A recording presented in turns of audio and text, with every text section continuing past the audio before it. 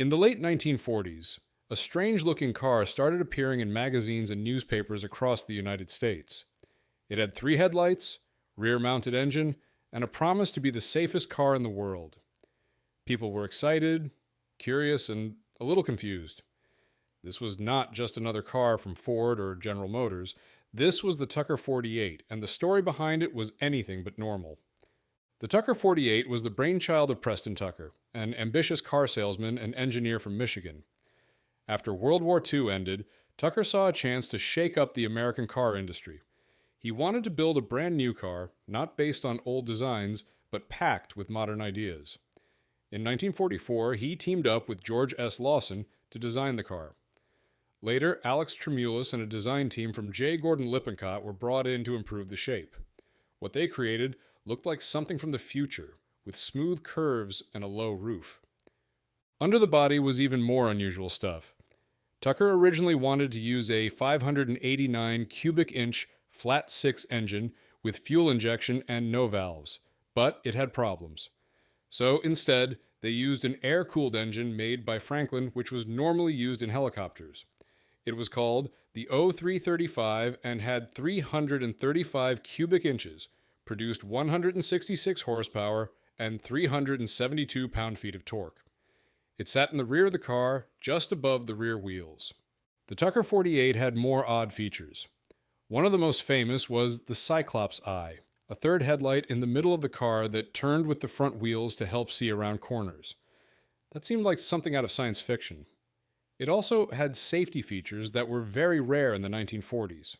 The windshield was designed to pop out during a crash. The dashboard was padded. There was a space called a crash chamber in front of the passenger seat for extra protection. The doors even reached up into the roof to make it easier to get in. The car rode on a long wheelbase of 128 inches and had a low aerodynamic body with a drag coefficient of 0.27 that made it glide through air more easily than most cars back then. Tucker even created a new type of transmission called the Tuckermatic. It did not use gears like normal cars, but it was not reliable enough, so most cars got modified cord transmissions instead. Only 51 Tucker 48 cars were ever built, including the prototype called the Tin Goose. The company ran into legal trouble when the Securities and Exchange Commission accused Tucker of fraud over the way he raised money. He and his team were found not guilty, but the company went out of business anyway in 1949. Today, the Tucker 48 is a rare collector car worth millions. One of the biggest fans of the car is movie director Francis Ford Coppola, who even made a movie about Tucker's life. The car may have failed as a business, but it made a lot of people look twice, especially when that middle headlight blinked at them.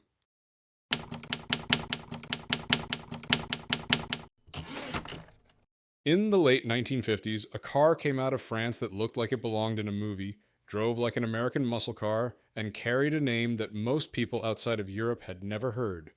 It was fast, it was loud, and it was expensive. And yet, almost no one today talks about it. This is the story of the Facel Vega HK500, a French luxury car that tried to combine two very different worlds and paid the price. Facel SA was a company in France started by Jean Danino in 1939. At first, the company made parts for airplanes and built car bodies for other brands like Simca, Panhard, and even Bentley. But by 1954, Jean Daninos decided to build cars under his own brand. That is how the Facel Vega line was born. The HK500 was introduced in 1958 and was the final version of the Facel Vega FV series. It was supposed to be a fast and comfortable grand touring car. It followed the earlier FVS model, but came with more power and small design updates. The HK500 used a Chrysler V8 engine from the United States. The size of the engine ranged from 5.9 liters, or 361 cubic inches, to 6.3 liters, or 383 cubic inches. Depending on the version, it made around 335 to 390 horsepower and up to 460 pound-feet of torque. That was a lot of power for its time. The car could reach speeds between 135 and 147 miles per hour. It could go from 0 to 60 miles per hour in about 8.4 seconds. Not bad for a luxury four-seater in the 1950s. The car came with either a Chrysler 3-speed torque-flight automatic transmission or a 4-speed manual gearbox made by Pont-à-Mousson in France. The body was made of steel, but parts like the doors, hood, and trunk were made from aluminum to keep the weight down. The car weighed around 3,660 pounds. It was 180 inches wide and 181 inches long with a height of 53 inches. Early versions had drum brakes, but by 1960, four-wheel disc brakes became standard. The front suspension used coil springs and double wishbones, while the back had a live axle with leaf springs. It was not perfect, but it worked well enough for most drivers. Inside the HK500, things were more about style. The dashboard looked like it was made of wood, but it was actually hand-painted metal.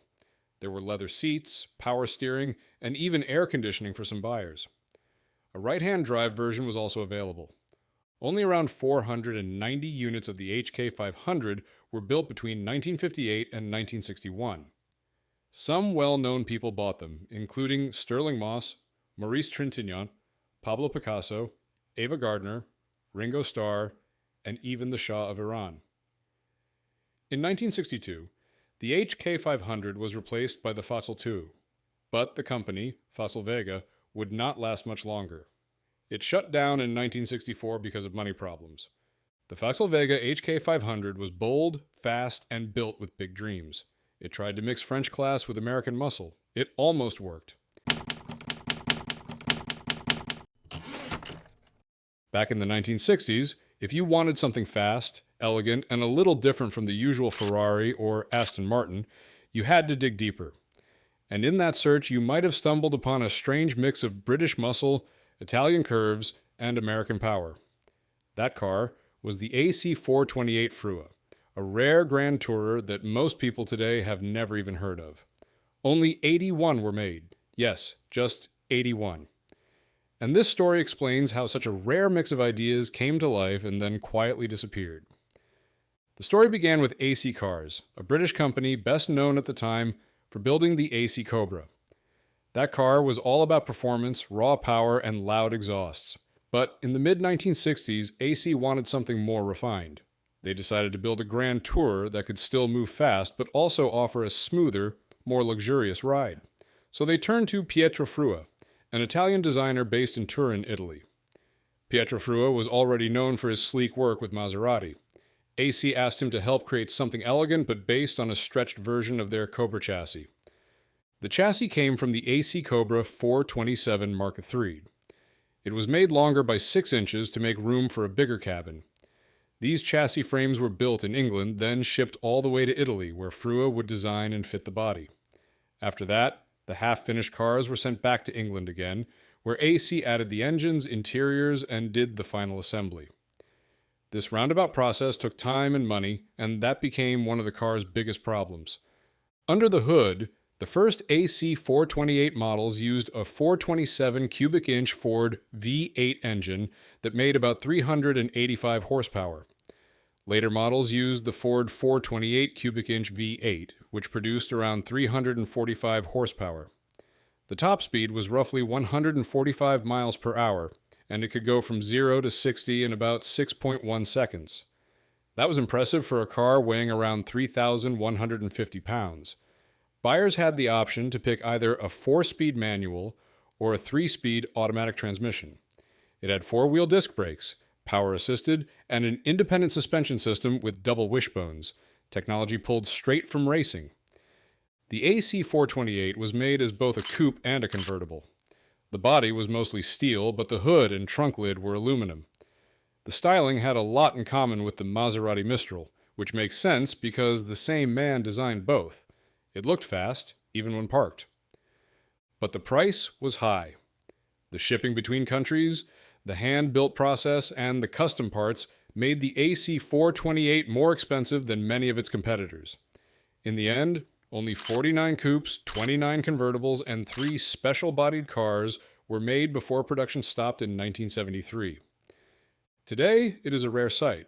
Most people do not even know it existed. But for the ones who do, it is a fascinating piece of history that mixed British engineering, Italian design, and American horsepower. kind of like a spaghetti dinner served with Yorkshire pudding and a side of barbecue ribs.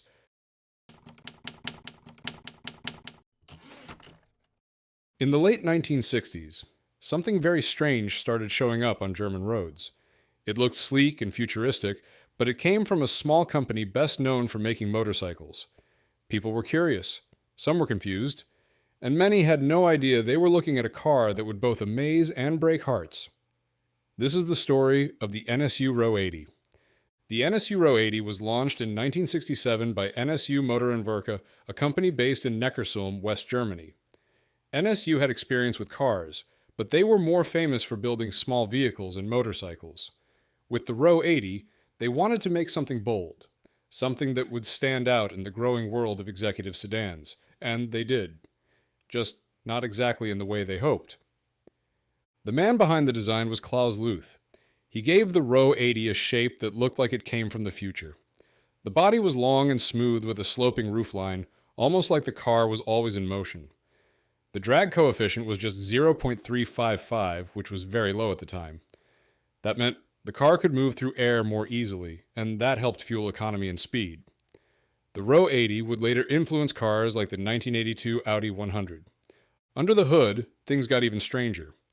The car used a Wankel rotary engine. This engine did not use pistons like most cars. Instead, it used spinning rotors to generate power.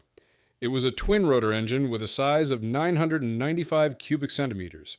It made 115 horsepower at 6,500 revolutions per minute and 117 pound-feet of torque at 3,000 revolutions per minute.